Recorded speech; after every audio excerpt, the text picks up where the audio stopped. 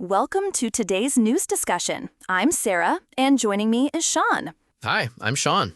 Let's dive into the latest updates on the Spokane fires. The Spokane area fires have been a major concern, with 3 large wildfires burning over 8,000 acres as of Monday. That's a significant area.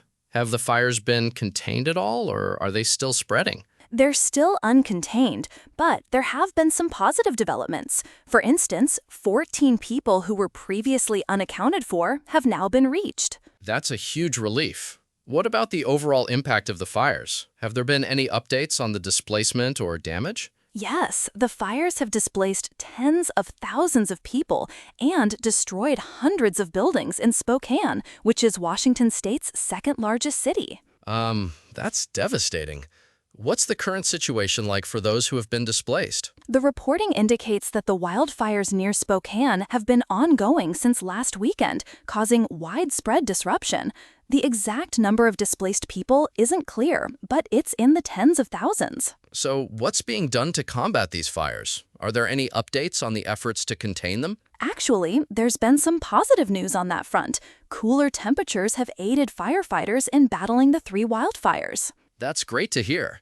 What specific progress have the firefighters made? Fire crews have been strengthening containment lines and mopping up spot fires. An incident commander reported progress overnight.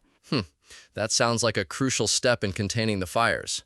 Have there been any challenges or concerns raised about the firefighting efforts? The articles don't mention specific challenges, but they do highlight the ongoing nature of the firefighting efforts.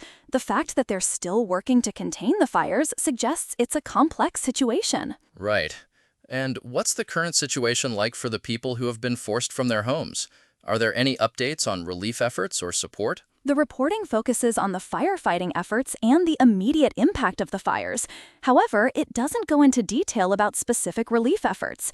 It does mention that hundreds have been forced from their homes. Okay, so the situation is still quite dire for many people. Are there any indications of when the fires might be fully contained or when people might be able to return home? The latest update doesn't provide a specific timeline for containment. However, the cooler temperatures and the progress made so far are positive signs. That's reassuring. To put the scale of the fires into perspective, can you remind us how many acres have burned so far? The Spokane area fires have burned more than 8,000 acres as of Monday.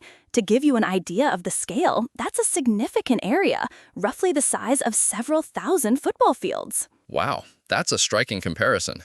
What's being done to support the long-term recovery efforts in the affected areas? While the articles don't go into detail about long-term recovery efforts, they do emphasize the ongoing nature of the firefighting efforts and the immediate impact on the affected communities. Okay, it seems like the situation is still developing.